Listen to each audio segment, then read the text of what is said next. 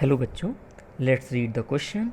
Our question is, in which of the following changes work is done on the system? Work is done on the system if all changes occurs at constant pressure.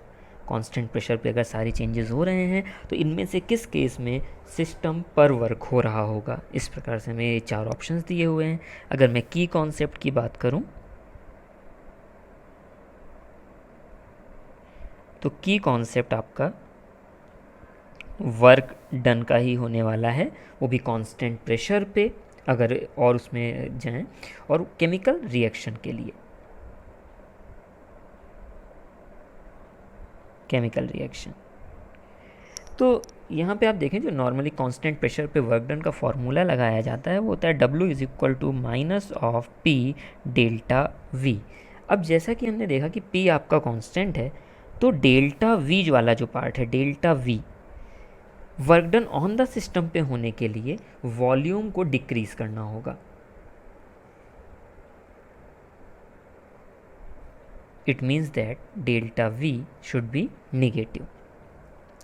तो ऐसा जिस भी reaction में हो रहा होगा वही वाला हमारा कंडीशन करेक्ट हो जाएगा। ठीक है ना। Work done on the system में देखना, पहली इक्वेशन से हम यहाँ पे देखने जाते हैं कि यहाँ पे ए ऑप्शन में इक्वेशन दी है 2O3 is equal to 3O2। यहाँ पे आप डेल्टा एन जी निकालें। वॉल्यूम चेंजेस आप किस प्रकार से निकाल सकते हैं? कांस्टेंट प्रेशर पे गैस का वॉल्यूम तभी कम होगा जब उसके मोल कम हो रहे हों।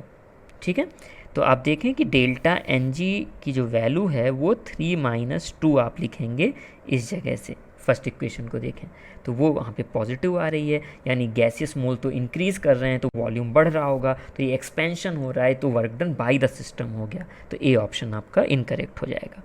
बी पे आ जाएं तो यहाँ पे H2 के 1 मोल I2 के 1 मोल मिलकर 2 मोल HI बना रहे, तो आप अगर डेल्टा एन जी निकालने जाते हो HI के mole 2 minus 1 mole of H2 1 mole of I2 is equal to 0 आ जाएगा।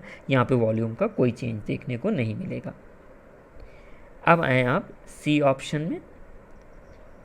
सी ऑप्शन में आप देखें तो रिएक्टेंट तो सॉलिड ही है, प्रोडक्ट में MgSO4 सॉलिड है और 7 वाटर गैसेस फॉर्म में है। तो ऑब्वियसली डेल्टा एन जी जब आप निकालने जाएंगे तो सिर्फ 7 वाटर के मॉलिक्यूल कंसीडर करेंगे, बाकी जगह पे 0। तो ये अगेन ये पॉजिटिव आ गया, अगेन वॉल्यूम एक्सपेंड कर रहा है। तो अब आप आ जाएं डी ऑप्शन पे। डी ऑप्शन अमोनिया का फॉर्मेशन हो रहा है हैबर प्रोसेस से। डेल्टा एन जी निकालेंगे, NH3 का कॉफिशिएंट 2, N2 का 1 प्लस H2 का 3, यानी ये आ गया आपका -2।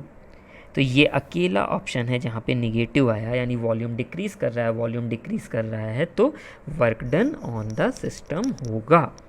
तो इस प्रकार से आप अगर आंसर चूज़ करते हैं तो हमारा आंसर आया डी ऑप्शन। आई होप आपको समझ में आ गया होगा बच्चों। Thank you and best of luck.